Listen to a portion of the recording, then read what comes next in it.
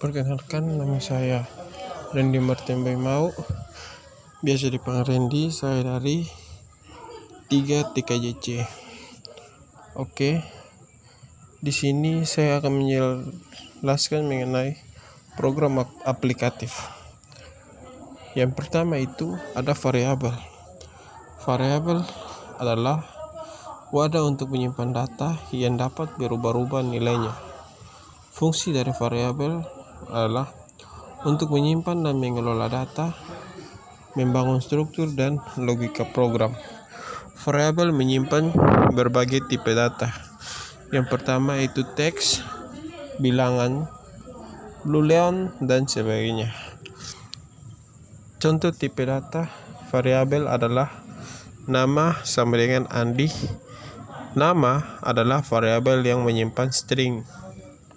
Yang kedua adalah tipe data.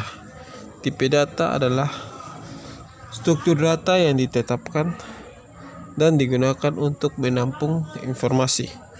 Tipe data adalah salah satu aspek penting dalam sebuah bahasa pemrograman. Tipe data terdiri dari 5 contoh. Yang pertama integer.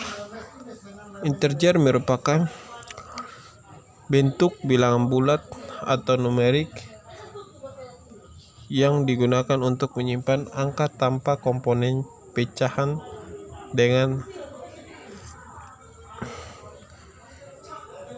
merupakan bilangan bulat atau numerik yang umumnya digunakan untuk menyimpan angka tanpa komponen pecahan. Yang kedua adalah floating point. Itu merupakan tipe numerik yang digunakan untuk menyimpan angka yang memiliki komponen pecahan seperti nilai moneter. Yang ketiga adalah karakter. Karakter itu umumnya digunakan untuk menampilkan masing-masing karakter menggunakan kode numerik kecil.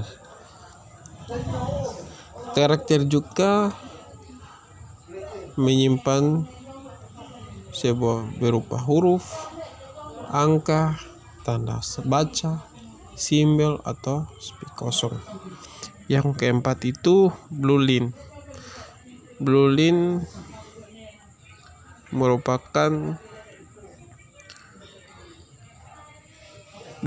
itu biasanya digunakan untuk nilai yang benar atau salah.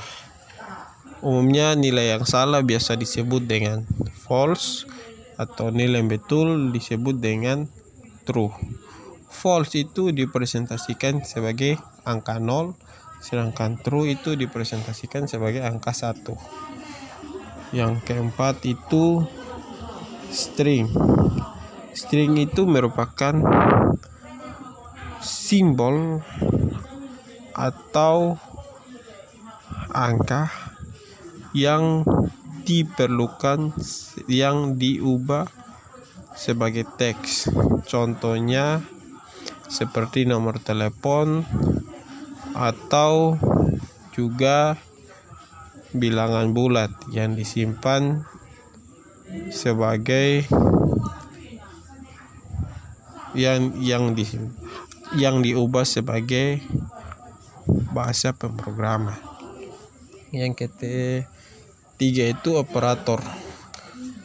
Operator itu merupakan kunci atau simbol kombinasi simbol yang digunakan untuk melakukan operasi tertentu pada satu atau lebih operan.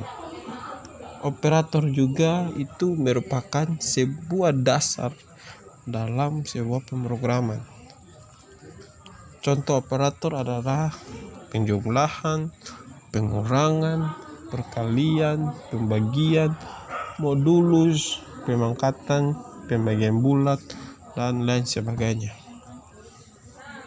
Kawan-kawan bisa melihat deskripsi yang ada dalam contoh-contoh atau simbol operator yang ada pada gambar pada layar.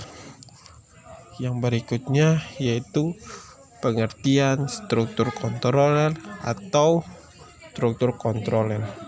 Struktur kontroler adalah algoritma atau kode yang digunakan untuk mengendalikan aliran eksekusi berdasarkan kondisi tertentu atau melakukan pengulangan. Contoh struktur kontrol yaitu if. If atau biasa disebut juga percabangan. If itu digunakan untuk mengantisipasi kondisi yang terjadi saat jalannya program dan menumbuhkan tindakan apa yang akan diambil sesuai dengan kondisi.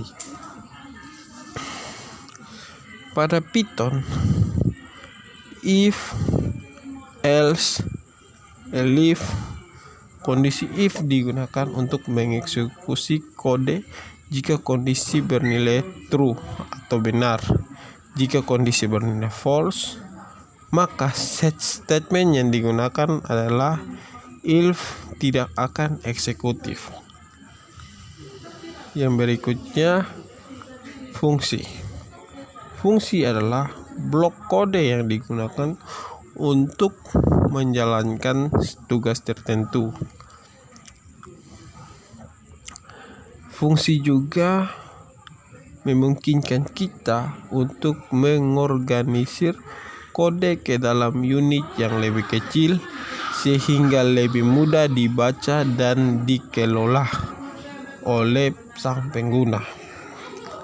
Contoh contoh fungsi yang pertama yaitu tipe.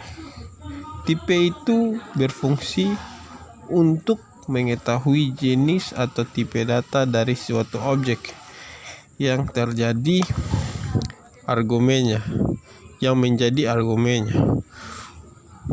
Tipe tidak boleh kosong karena akan menimbulkan error setidaknya minimal berisi 1 atau 2 argumen. Tipe memiliki 2 bentuk sinteks sebagai berikut. Yang pertama tipe objek, yang kedua tipe name, base, dan dict. Tipe objek yang hendak dicari tahu tipenya. Yang kedua nama atau nama kelas sebagai atribut, basis sebagai atribut yang di situ sebagai output atau jalannya keluar sebuah tipe. Yang berikut fungsi radical. Radical mengulangi setiap item dalam daftar, atau itu biasa radical itu memiliki bentuk sinteks sebagai radic, function, dan interval. Itu contohnya tuh seperti kita menulis Randy, itu akan bisa diulangi lagi oleh orang lain begitu. Yang berikut yaitu split. Split memecahkan string berdasarkan kriteria yang ditetapkan. Kita dapat menggunakan untuk membagi nilai string dari formulir web.